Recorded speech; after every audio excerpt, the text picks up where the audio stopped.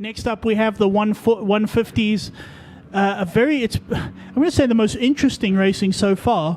It has been kind of fascinating. We've seen Chris Wright start from the back of the grid in Heat 1, came through to second with KG Manignani taking the win. Then we saw Chris Wright pull away in the second heat to win by miles with KG behind.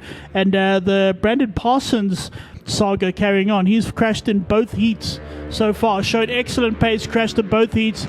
Tristan Pinar getting top fives in all of them. So very exciting indeed. We're going to see what's going to happen as the saga continues in Heat 3. I think it's going to be very interesting. If KG can just get ahead of Chris Wright, he can go very defensive. We know he can hold Chris Wright at bay, but he can't make any mistakes because Chris Wright will absolutely capitalize on it. But I do think if Parsons can keep it on the black stuff, he is going to be a serious contender around the circuit. So I think that's one to keep an eye out for.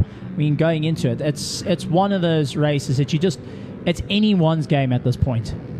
There's also number 93, Luengo Guekwe. Luengo Guekwe. One day I'm going to get it right. What? Gueka.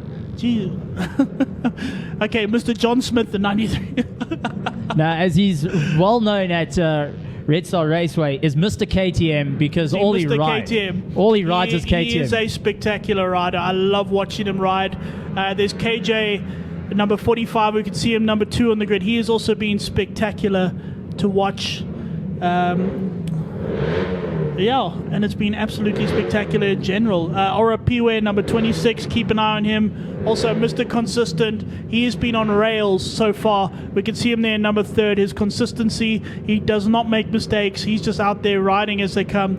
But it's Chris Wright on pole, the dominator. As I said, he is someone to watch out for. Then it's Guekwe, he's in 4th place. Tristan Pinar is in 5th place. And then behind that is number 92, who I don't actually... That's Mohammed Hayeth. The lights on. The lights are off. A very bad start there for Ora Pire. I've just spoken about how consistent he is and how, doesn't make mistakes. He got a very bad start. Is that Tristan Pinar up to 3rd place? I think it is. From 5th on the grid, Tristan Pinar up to 5th.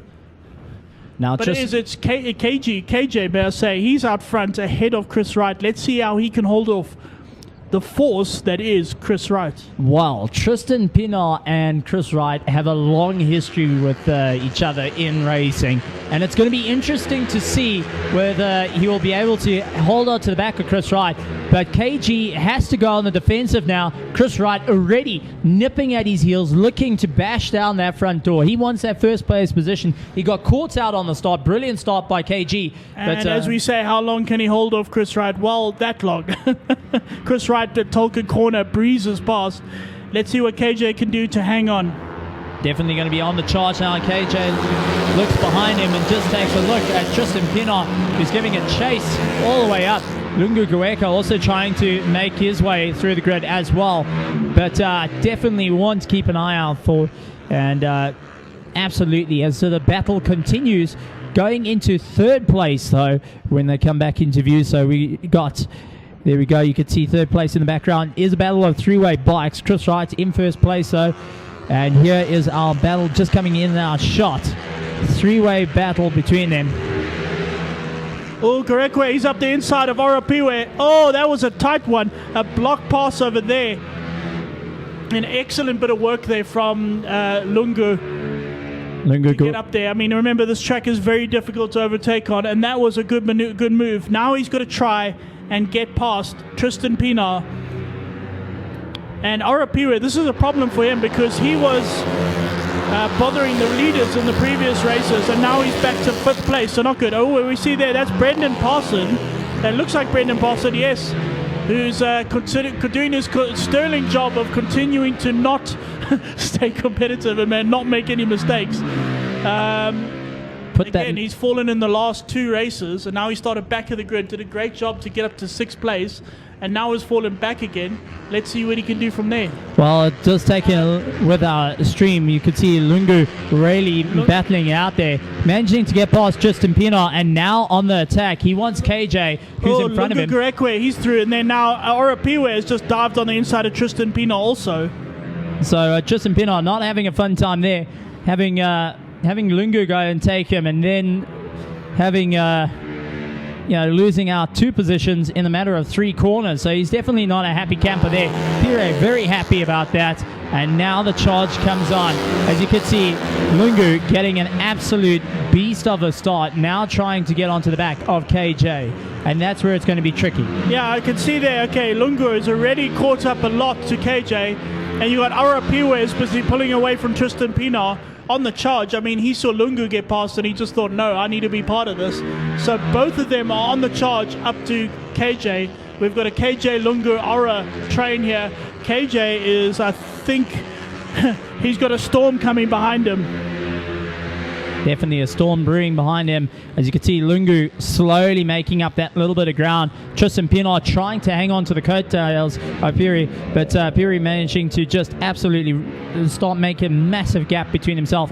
You can see Lungu hard on the brakes, so it does take a little bit late cornering through Tolkien, goes out wide, using as much as the circuit as possible, and really throwing that bike in. KJ looking behind him though, really battling his way around the circuit.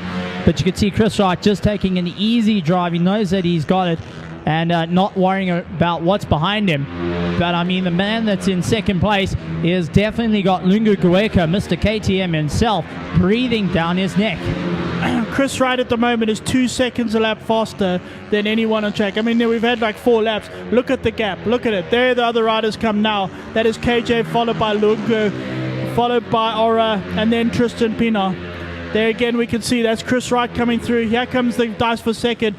Lungu is right up on the tail of Arapiwe now. He's going to have, I think it might be 1 lap to go after this. I'm not sure. We'll get an update shortly, or 2 laps to go.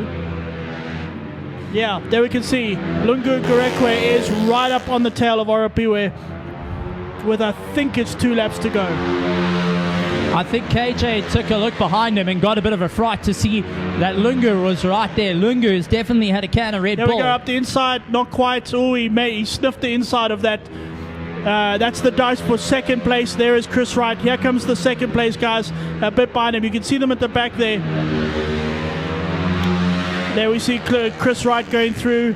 And here comes the guys for second. There they are, the green of KJ, followed by the grey of...